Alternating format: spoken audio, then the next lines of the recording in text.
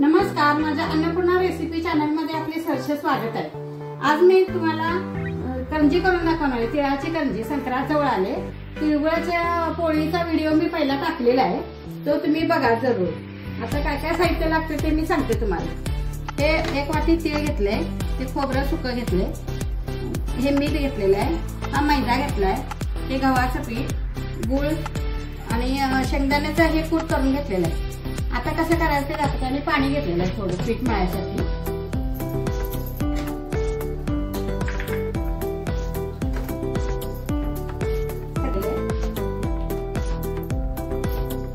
तर जरा खोबरे आणि तीळ भाजून घ्यायचं।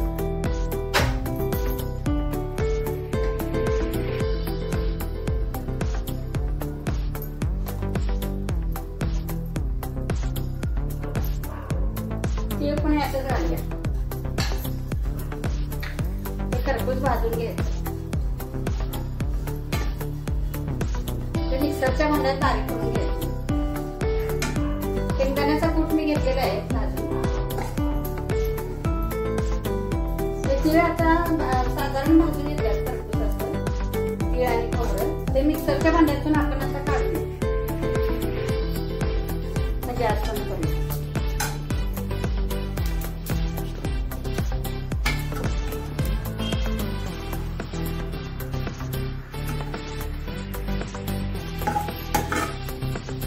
हे आता गरम आहे, ह्यात गूळ घालून घ्या थोडा,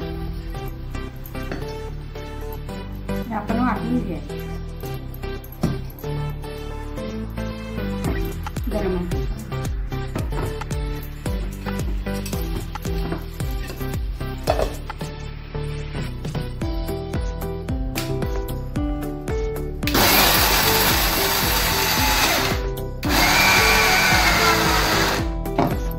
आता आपण यात काढून घ्या, सारण तयार करून घ्या।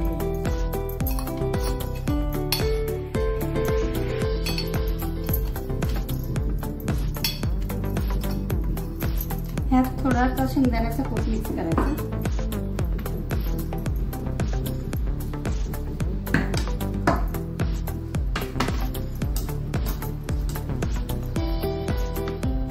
आणि मीठ पण थोडं,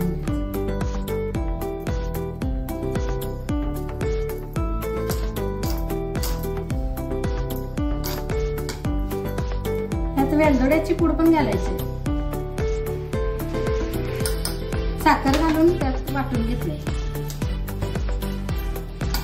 म्हणजे वास छान येतो। थोडासा गोड घालून घ्या, गोड व्हायला पाहिजे।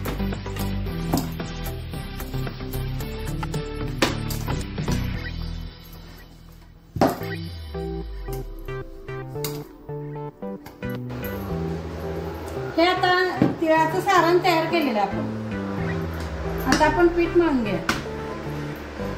हे मैदा घ्यायचा, 1 वाटीभर मैदा घेतला, त्यात थोडं मीठ घालून घ्या आणि थोडं गव्हाचं पीठ पण घ्या। तर पीठ मळून दाखवते तुम्हाला मी।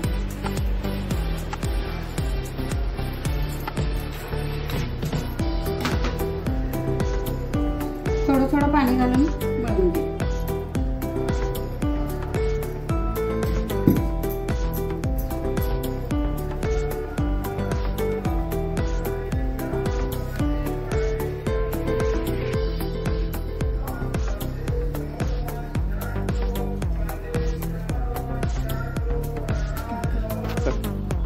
हे तेल काढलेलं आहे का कडक ठेवलेलं, त्याचं थोडं घालायचं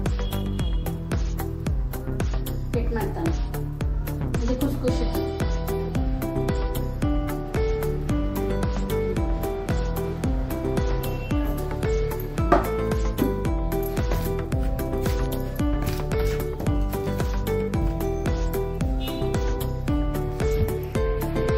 पीठ मळून घ्या।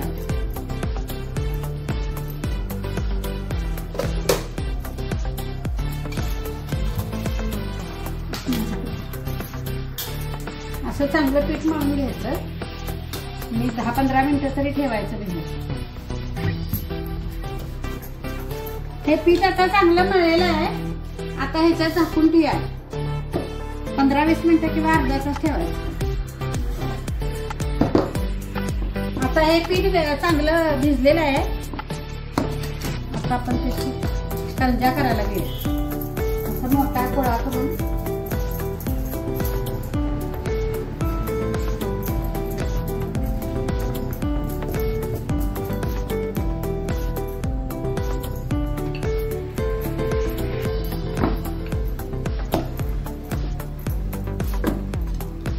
जास्त पातळ पण करायचं नाही.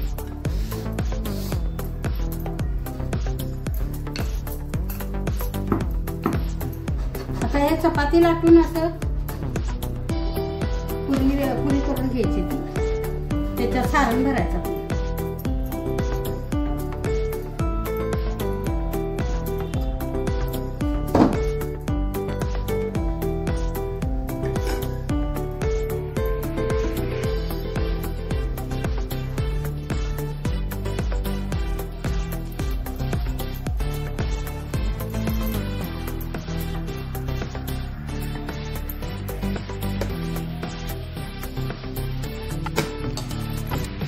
ही करंज्या अशी कापून घ्यायची कडेने.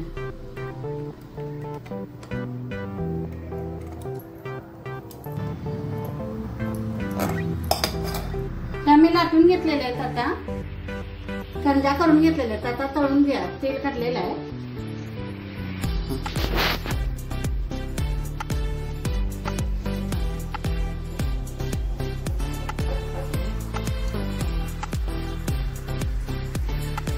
तळून घ्या.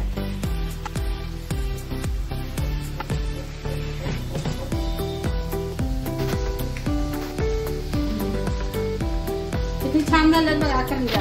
अशा पद्धतीने करून बघा संक्रांतीला. मी तिळगुळाच्या पोळीचा व्हिडिओ टाकलेला आहे आधी. आता हे नवीन पदार्थ करंजी दाखवायला.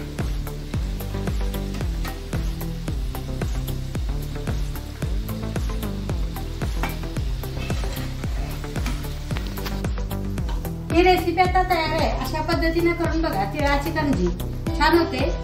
चवीला पण मस्त होते. आणि आवडली तर कमेंट करा, सबस्क्राईब करा, लाईक करा, शेअर करा. आणि महत्वाची टीप म्हणजे ह्या वेळेला पिवळ्या साड्या अजिबात नेसायचं नाही. कारण संक्रांतीनं केशराचा टिळा लावलेला आहे आणि पिवळी साडी नेसलेली. त्यामुळे पिवळी साडी नेसायची नाही या संक्रांतीला. दुसऱ्या कोणत्याही कलरचे वापरा. नमस्कार. थँक्यू.